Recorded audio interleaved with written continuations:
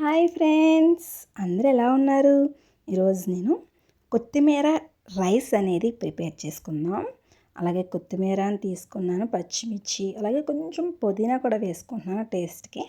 నిమ్మకాయ కూడా యాడ్ చేసుకుంటున్నాను. మనం మిక్సీ పట్టేసుకుందాం. అలాగే మనం పోపు దినుసులు అనేవి అన్నీ ఫ్రై చేసుకుందాం. గుళ్ళు, శనగపప్పు ఇవన్నీ వేసుకుని ఫ్రై చేసేసుకుందాం.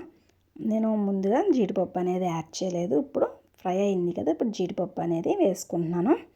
ఈ ఫ్రై అయిన తర్వాత ఇందులో మనం పచ్చిమిర్చి అనేది అందులో మిక్సీ పట్టాం కాబట్టి నేను వేయట్లేదు. మీరు ఇంకొంచెం కారం కావాలి అనుకుంటే మీరు వేసుకోండి. అలాగే అల్లం వెల్లుల్లిపాయ పేస్ట్ కూడా నేను ఇందులోనే వేసేస్తున్నాను. మీకు మిక్సీ పట్టుకుంటే మిక్సీ కూడా పట్టేసుకోండి.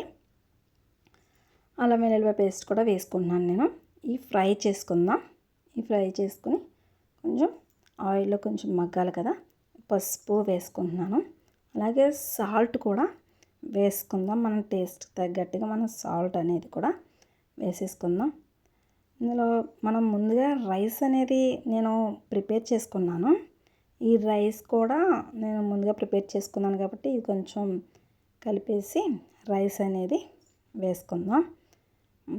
ఇందులో రైస్ వేసుకుని పిల్లలకి చాలా క్విక్గా తొందరగా అయిపోతుంది. ఈ లంచ్ బాక్స్కి అయితే చాలా ఫాస్ట్గా అవుతుంది. మనం ఇందులో నేను నిమ్మకాయ మళ్ళీ కొంచెం పిండుతున్నాను. అలాగే నెయ్యి కూడా యాడ్ చేస్తున్నాను.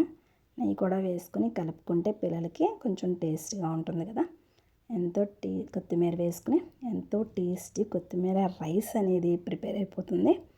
ప్లీజ్ లైక్ చేయండి, సబ్స్క్రైబ్ చేయండి, షేర్ చేయండి. ప్లీజ్ మన ఛానల్ కనుక